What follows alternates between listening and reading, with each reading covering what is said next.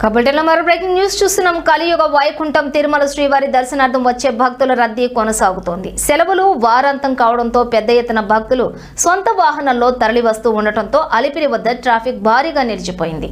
అలిపిరి సప్తగిరి తనిఖీ కేంద్రం వద్ద వాహనాలు కిలోమీటర్ల మేర బారులు తీరాయి. తనిఖీ ప్రక్రియ ఆలస్యం అవుతూ ఉండటంతో వాహనాల రాకపోకలకు అంతరాయం కలుగుతోంది.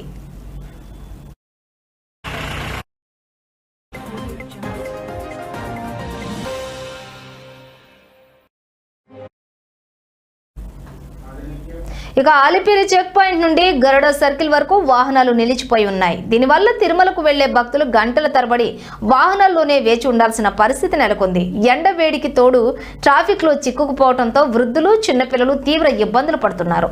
తనిఖీ కేంద్రం వద్ద అదనపు సిబ్బందిని నియమించి త్వరగా వాహనాలను పంపాలని భక్తులు కోరుతున్నారు.